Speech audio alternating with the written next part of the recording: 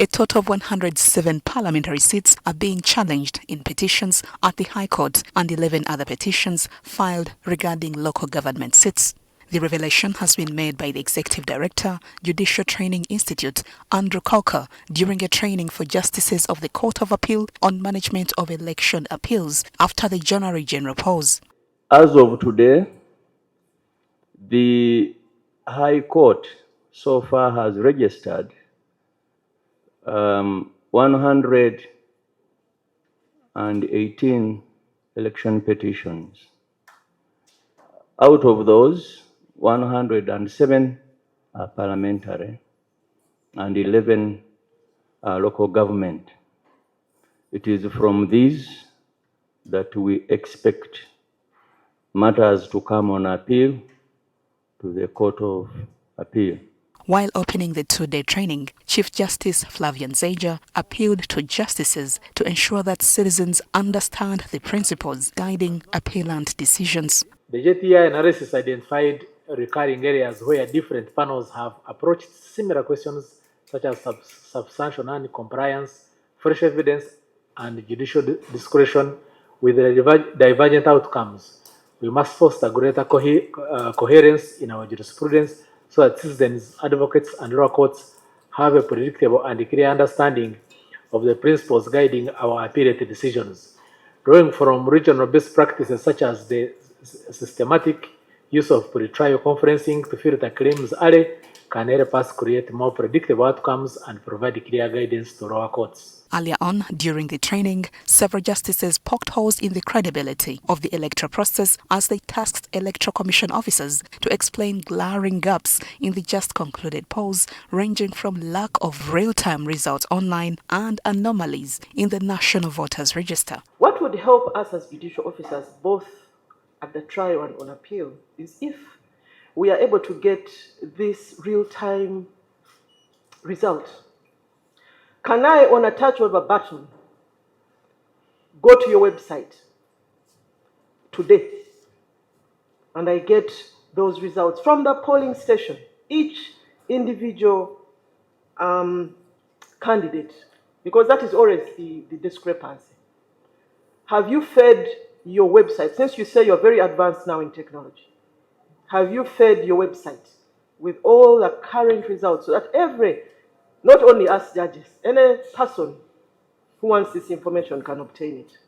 The truth is, in certain instances, agents of special opposition candidates are actually actively prevented from participating in the process. With regard to the Nakwede by-election in Kayunga, the nonsense that was happening at the tallying center was very, very shameful, so to speak. The tallying process was actually hijacked.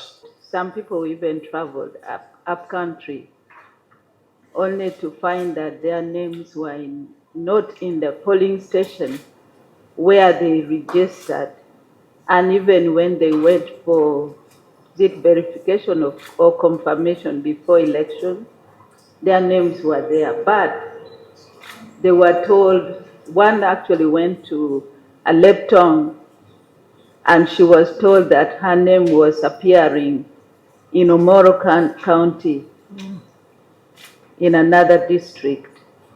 I had more than one incident. Responding to these concerns, the Electoral Commission legal head noted that there is no copy of results online via their website over lack of space. She also revealed that some candidates failed to send agents to tally centers. We have DRA forms at the head office. We have copies at the districts, but we do not have copies on the website. We've not yet done that. It's quite bulky and takes a lot of storage space. Some candidates do not send their agents to the tallying centers, that's at the district, as well as also at the polling station. We cannot make it mandatory for them, but the law allows them to have their agents deployed. Ahmed Abdallah Ochama, the voter data management head at the Electoral Commission, explained that most gaps were due to the rapid change in technology used and low ICT knowledge. The speed at which technology becomes obsolete is quite high for entities like ours to quickly match in terms of allocating resources to acquire new technology and training in the staff to effectively manage. Justice Musa Sekana has recommended the use of carbonated copies by the Electoral Commission for better record keeping during the next election cycle. Filling 10 forms in original. That's where the problem is. All the petitions we'll get here is people are coming with different DRR forms and saying, I got this from the polling station.